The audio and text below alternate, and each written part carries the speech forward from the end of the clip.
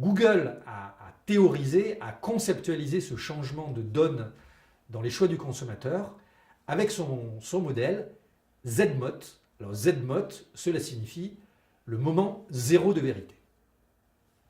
Alors au XXe siècle, eh bien, en fait, il y avait un premier moment de vérité. Voilà comment s'articulait le comportement du consommateur. Au départ, un stimulus, une communication, une publicité, par exemple pour le lancement d'un nouveau produit. Imaginons le lancement d'un nouveau véhicule automobile, d'une nouvelle voiture. Je suis devant ma télévision, la publicité de la nouvelle voiture me séduit. Je vais avoir un premier moment de vérité. Je me rends chez le concessionnaire automobile de la marque.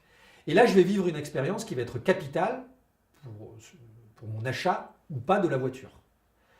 Je vais avoir une première vision de la concession d'un point de vue physique, son emplacement dans la ville, sa signalétique extérieure, sa propreté intérieure.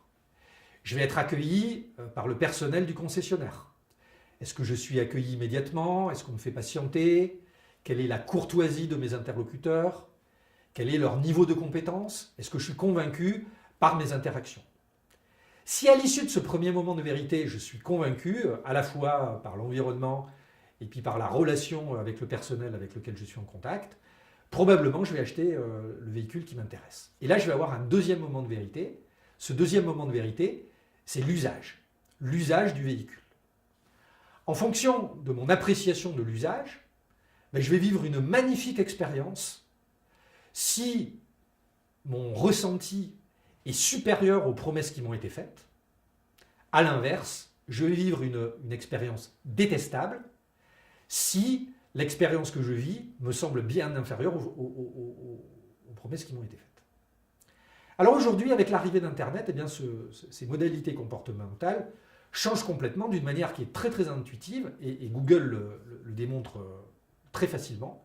Aujourd'hui, dans notre processus de pensée, dans notre processus de décision, quelle que soit la nature de la décision, qu'elle soit personnelle, professionnelle, et ceci peut concerner aussi des choses extrêmement intimes, la relation amicale, voire amoureuse, la première chose qu'on va faire une fois qu'on a un stimulus qui est émis, un centre d'intérêt, on va réaliser une première évaluation sur Internet, sur les médias sociaux, sur les forums, sur tous les canaux virtuels et digitaux à notre disposition, sur tous les écrans aussi qui sont disponibles aujourd'hui, qui sont les tablettes, les ordinateurs, évidemment les smartphones. Et puis on a un deuxième élément où Internet va être très très important dans l'évaluation et dans la constitution des décisions du consommateur. Google appelle Ultimate Moment of Truth, le moment ultime de vérité. C'est que derrière, toute cette expérience que nous avons vécue, eh bien on va la traduire par des commentaires, des évaluations, sur des forums ou sur des sites comparateurs de prix ou de prestations. Et ceci va évidemment contribuer d'une manière itérative à la constitution de nos décisions.